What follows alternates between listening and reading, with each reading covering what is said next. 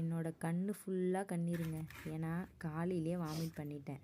எதனால் தெரியுமா? வீட்டில் வந்து குருமா குழம்பு, பச்சை பயிறு, இட்லி இதெல்லாம் செஞ்சு வச்சுட்டு குழந்தைங்கள ஸ்கூலில் விடலான்னு விட்டு வர நானும் எங்கள் ஹஸ்பண்டும் போயிட்டு இருந்தோம். வரும்போது எப்பயுமே ரெகுலராக என்ன பண்ணுறது, சமோசா, அப்புறம் டீ, பிஸ்கெட், சால்ட்டு பிஸ்கெட் இது வந்து சாப்பிட்டு வருவோம்.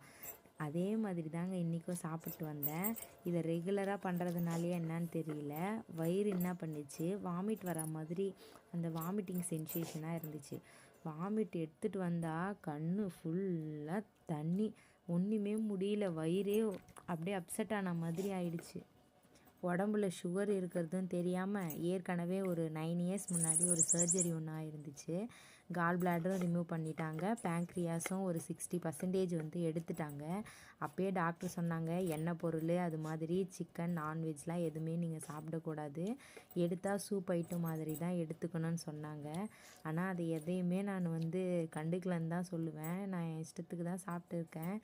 என்ன பண்ணுறதுன்னே தெரியல. ஆனால் ஒரு ஒன் வீக்காகவே சீரக தண்ணி மட்டும் டைஜஷனுக்கு வந்து குடிச்சிட்டு இருக்கேன். நீங்களும் நான் பண்ணுற தப்பை வந்து பண்ணாதீங்க. இதோட நான் வந்து ஒரு மந்த்லி ஒன்ஸ் தான் அந்த அங்கே போகலான்னு இருக்கேன். என்னோடய சேனலை சப்ஸ்கிரைப் பண்ணி வச்சுக்கோங்க. Sweet arts.